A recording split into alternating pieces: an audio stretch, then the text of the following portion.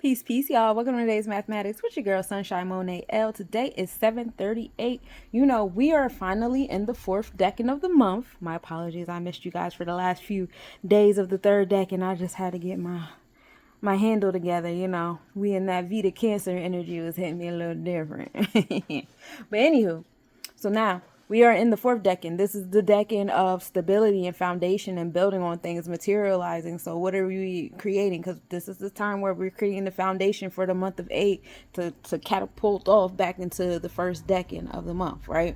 So on this day, we are in the month of 7. This is the month of the Libra scales. This is God on the supreme mathematics. This is making sure that what you have going on inside of you is reflecting on the outside of you and not the other way around. What's going on the outside of you should not be all up in here. It should be the other way around. What's going on in here is out here. And then once you look at what's out here and you know that it's reflecting what's in here, then you ask yourself, hey, do I like this reflection or do I need to do some editing? Do I need to figure it out? And then you do that. The building and destroying, which we're in a year of. So it's a good time to do that in this month of 7 because we won't be in another month of 7 in the year of building and destroying for quite some time from now. So do all the works the last couple days of the month of 7. The Libra scales, the Oba scales, we are in the space of bonds and contracts, interpersonal relationships in your heart chakra. Okay. So in this day of 3-0, we are in the day of expression, communication, and understanding. This is an emotional day for a lot of you guys. Pay attention to how you feel. How do you feel about how we spent the first 3 decades of this month? You know what I'm saying? How do you feel about it? Are you proud of yourself? Do you feel good about it? Are you keeping it up? Do you feel like there's more things you need to add or subtract? Like, what are you feeling? What are you understanding and applying in the realms of knowledge and wisdom? What are you creating? You know, we're in the fourth decade of manifestation and building upon. So let's create today, you know, good habits for this month of 8. Don't slip, especially if you guys have been starting off so well. Don't slip, don't slip, don't slip. That 3 of understanding goes into the month of 7 of the Oba scales, you know. So we got feelings on top of feelings, and we're going to bring that to 10. That's 1-0. That's knowledge in our cipher, right? 1 is that energy of Aries. It's the cardinal action energy. We're dealing with the gut that controls the mind, as Aries rules over the solar plexus chakra, which is enforcement, the celestial enforcers, enforcing that energy of Ma'at, right? And we move in gratitude. So we have this 1, and then you have 1 and 8, right? So 1 is that Aries energy. That's the internal side of the solar plexus chakra. Then you have 8, as we're in the year of 8. That's the external solar plexus chakra. That's Scorpius energy when we get into the manipulation. So Aries being that fire in the gut that sparks the thought, hey, I'm hungry. Hey, I'm angry. Hey, I don't want to do this. Hey, I do want to do this. Hey, I'm ambitious. Hey, I'm angry and happy and elated and excited and nervous and flight or fight. And then the Scorpius 8 energy is like, all right, what need to be built and what it needs to be destructed, what need to be manipulated, what do the stinger need to come out? Like, what are we doing out here? You know, what transformations need to happen out here for the gut to be satisfied, right? That's why you got to be mindful of the parasites in the gut, because they want to control your gut. They want to control your gut. To control your gut is to control your mind, okay?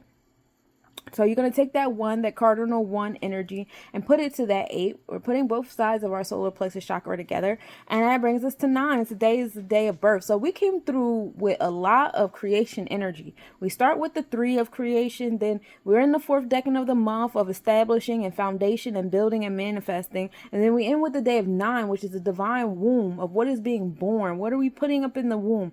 What did you give birth to during this month of 7? What are you carrying into the month of 8 with? You know, just because we're starting in a new month don't mean do away with everything. Some things need to be carried on. You know what I'm saying? Keep up those good habits. Keep up that routine. Keep up that discipline. Don't let go. Don't fall back too hard. It's going to be great. It's going to be great here. 9 also deals with that energy of humanitarianism, as 9 is associated with Sagittarius energy, which is that generosity, that optimism, that wisdom. Tapping into the external side of the sacral chakra, right? The action that you put on. Well, Pisces is doing the internal side of the sacral chakra, giving you that alignment of Ma'at, right? And you act on that. You know what I'm saying? So, you know, this is a space of joy, and you deserve to feel joy. You deserve to be in a utopia, you know, and just remember, what is a utopia for you might not be a utopia for everybody. If you're trying to create a utopia for everybody, you need to talk to everybody, or you at least need to talk to the people in your tribe. You know, but this is day of all about like What do you want to give birth to? What are we bringing into this month of 8, which is going to be so fly because it's just going to be double 8s all month, just straight transformations. It's going to be a crazy month, right? Anywho, let's talk about the astronomical report. We start the day off with a 29% waning crescent moon. We're in the moon of cleansing. We're cleansing the intangible things out of our space. Moon rising at 12:59 a.m. and setting at 4:49 p.m. We are in Gemini with the tropical chart. So in our mindset, it's all about community and communication, like traveling, we're getting it there.